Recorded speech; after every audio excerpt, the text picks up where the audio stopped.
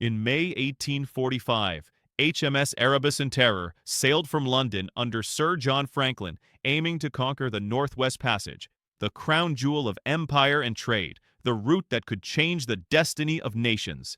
Their final glimpse, Baffin Bay, July 1845. After that, silence.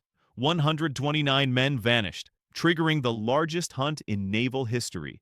The mystery of HMS Erebus, lost in ice for 170 years, is a story where ambition, technology, and confidence collided with a brutal Arctic reality.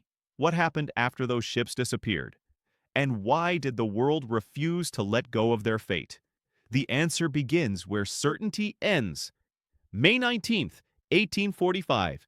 Two black ships slipped down the Thames, their decks crowded with men in navy blue, their hulls packed with the best provisions, charts, and hope Victorian England can muster. At their head stands John Franklin, 60 years old, a hero of the ice, entrusted with the most ambitious voyage of his age.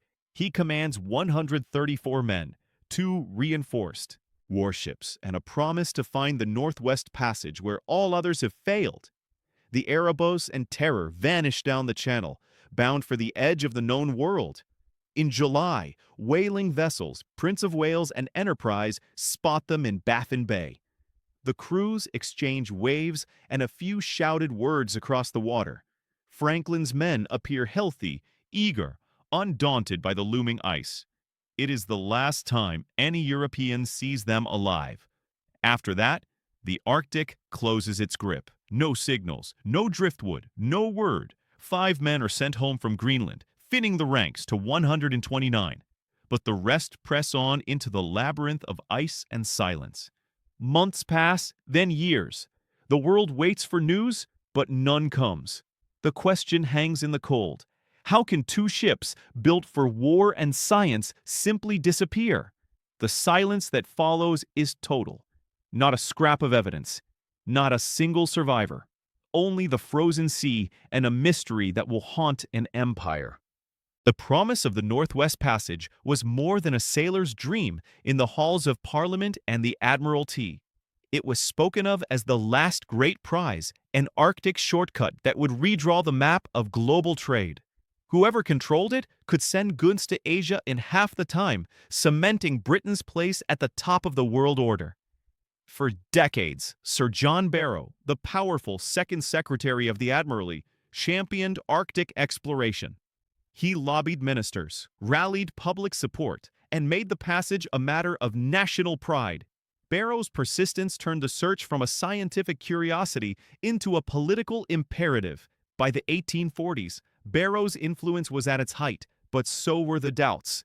Some in the Admiralty questioned the wisdom of another costly Arctic venture. They worried about the risks, the expense, the ghosts of past failures. But Barrow pressed on, determined that his final act would be a triumphant conquest of the ice. When it came time to choose a leader, his support tipped the scales. Franklin, though 60 and battered by earlier hardships, was given command over younger, more robust officers. Private letters revealed the tension. Francis Crozier, passed over despite years of polar experience, wrote of his frustration at being sidelined. James Fitzjames, the rising star, admired Franklin, but wondered how the mix of personalities would hold up under pressure. The Admiralty spared no expense. The expedition was outfitted with the latest technology: reinforced hulls, new steam engines, desalination plants, and even a daguerreotype camera. The men were told they sailed not just for glory, but for the future of the empire. 129 remained after the Greenland drop-offs, each a cog in the machinery of imperial ambition. With so much invested, money, reputation, hope, failure was unthinkable. The fate of the passage, and perhaps of British supremacy, itself seemed to ride on the Erebus and Terror. In the shipyards at Woolwich, craftsmen set to work on Erebus and Terror with a single goal: make them unstoppable. Both vessels, once bomb ships, became engines of progress. Their hulls were sheathed in thick oak and braced with iron cladding at the bow, each layer meant to shrug off the Arctic's crushing grip.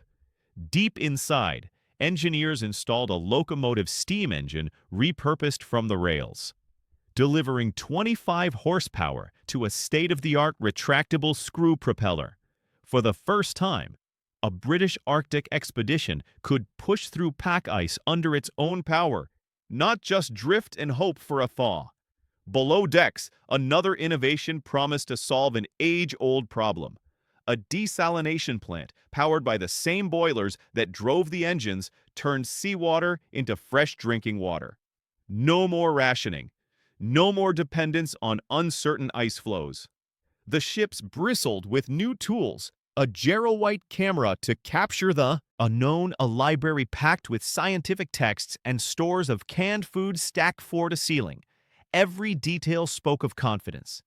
The Admiralty believed that with these machines, the men of Erebus and Terror would not just survive, but master the Arctic.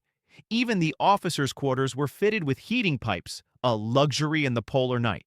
In 1845, these ships represented the high watermark of British ingenuity. No one doubted that they were ready for anything the ice could throw at them. Winter closes in at Beechy Island. The Erebus and Terror sit locked in the ice, their decks buried under snow, canvas stretched tight against the polar wind. For 7 months, the men endured darkness and cold, waiting for the sun to return. Out on the gravel, 3 graves appear in the frozen earth: John Torrington, William Brain, and John Hartnell. Their headstones offer no cause, only names and dates. The surgeon's logbook tells of sore mouths, fatigue, and a creeping illness that no medicine seems to halt. Years later, when the graves are opened, the bodies are found astonishingly well preserved, their faces still marked by the struggle. Forensic tests reveal a hidden threat running through their bones, lead in concentrations far above what any man should carry. The source lies in the very supplies meant to keep them alive. The expedition's canned food, praised as a modern marvel, was rushed through production, sealed with thick beads of lead solder. Some tins still rattle with loose flakes. Water, too, drawn from the ship's new desalination plant, may have carried poison leached from pipes and soldered joints. Even the lemon juice shipped to ward off scurvy loses its power as vitamin C decays in the darkness. Immune systems falter.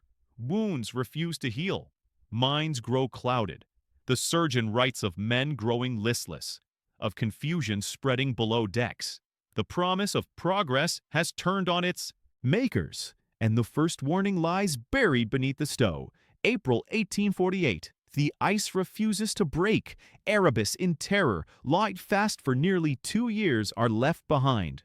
Abandoned on the northwest coast of King William Island, Francis Crower, now in command, gathers the 105 survivors. They load sledges with boats and what supplies remain. Aiming south for the Back River, the Victory Point note, hidden in a stone can, tells the world what happened. Franklin dead, ships deserted, hope fading, their march becomes a nightmare. Men collapse along the trail, some splitting off in desperate parties. At Starvation Cove, the last camps scatter across the stones. Years later, searchers find bones with deep cut marks, evidence of cannibalism, the final horror. The Arctic keeps its silence, but the remains speak of hunger, cold, and the slow unraveling of discipline and hope. For generations, Inuit families along the Arctic coast told stories of ships trapped in the ice, of desperate men dragging sledges, and of strange relics found scattered across the land. Their testimony traced the final steps of Franklin's crew and pinpointed the resting places of both Erebus and Terror. Yet Victorian England dismissed these accounts, with Charles Dickens himself insisting such tales were fantasy. It would take more than a century before the truth surfaced. In 2014, Parks Canada's sonar teams, guided by Inuit oral maps and traditional place names, located the wreck of Erebus, exactly where the story said it would be. 2 years later, Terror was found upright in Terror Bay, astonishingly well preserved. The Arctic had kept its secrets, but the answers had always been there, carried in memory, passed from one generation to the next, waiting for science to listen. On May 19, 1845, 129 men set out aboard HMS Erebus and HMS Terror, last seen alive in Baffin Bay just weeks later. For 170 years, their fate was pieced together through abandoned notes, beachy island graves, Inuit accounts, and the scattered remains of desperate men. Forensic evidence confirmed lead poisoning, starvation, and even cannibalism during the final march south. Yet questions remain. No complete logbooks have been found, and the exact sequence of each group's final days is still unclear. The 2014 and 2016 discoveries of Erebus and Terror, guided by Inuit oral history, prove the accuracy of testimony long dismissed by Western investigators. Today, those wrecks preserve artifacts and answers still being examined by archaeologists. The Franklin expedition story reveals both the limits of Victorian ambition and the enduring value of listening to all witnesses. In the Arctic, the past survives, waiting for those who know where and how to music.